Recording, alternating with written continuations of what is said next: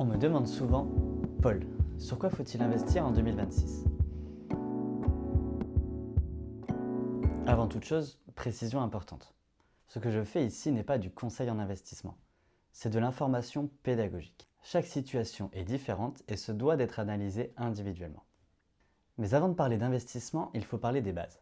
Pour investir dans de bonnes conditions, il est généralement recommandé d'avoir un matelas de sécurité, c'est-à-dire l'équivalent de 3 à 6 mois de dépenses placés sur des livrets disponibles et surtout sans risque. Ce matelas va te permettre d'anticiper les dépenses imprévues, ta voiture qui tombe en panne, le besoin d'acheter un nouvel ordinateur rapidement, un projet professionnel ou tout autre projet court à moyen terme.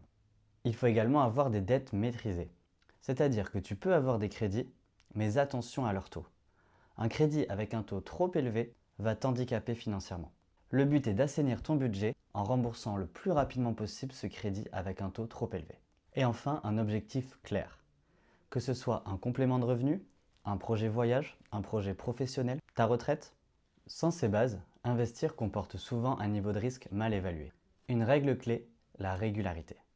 Si tu veux investir, je dois te le dire franchement, il n'y a pas de recette miracle et personne ne sait de quoi demain sera fait. Le plus important, ce n'est pas sur quoi tu investis, mais d'investir régulièrement. Dans ce cadre, on entend souvent parler de DCA, Dollar Cost Averaging.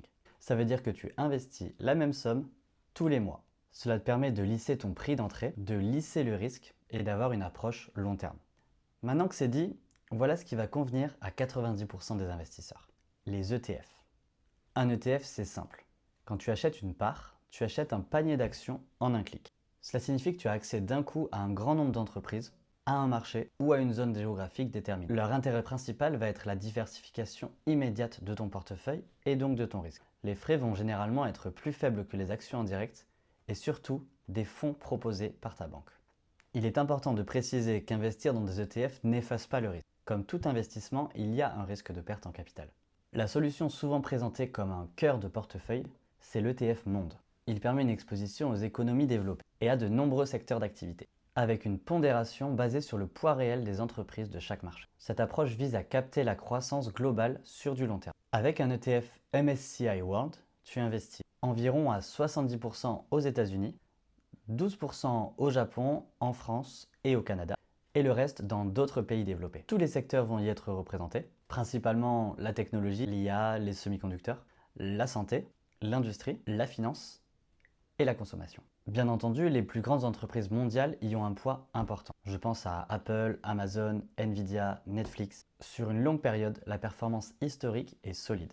C'est un bon point de départ. Si tu veux aller encore plus loin en diversification, tu peux partir sur un ETF MSCI ACWI, All Countries World Index.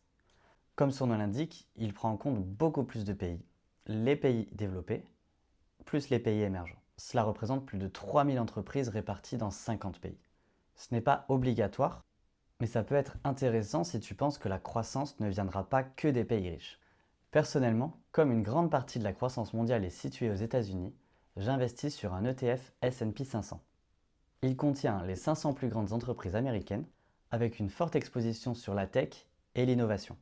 Il est plus concentré, donc plus risqué, mais potentiellement plus rémunérateur sur le long terme. Et pour ceux qui n'ont pas peur de la volatilité, on peut réduire encore avec le Nasdaq 100, qui est très exposé sur la tech américaine, à utiliser avec parcimonie donc. Dans une logique de long terme, les ETF capitalisants sont à privilégier. Les revenus générés sont automatiquement réinvestis dans ton ETF, ce qui favorise l'effet des intérêts composés. Attention, il est essentiel de garder en tête que les ETF peuvent connaître des baisses importantes. Les marchés financiers peuvent traverser des crises prolongées, comme en 2006 ou en 2018, et les performances passées ne préjugent pas des performances futures. La clé reste l'horizon de placement, la cohérence avec ses objectifs et la capacité à rester investi sur le long terme.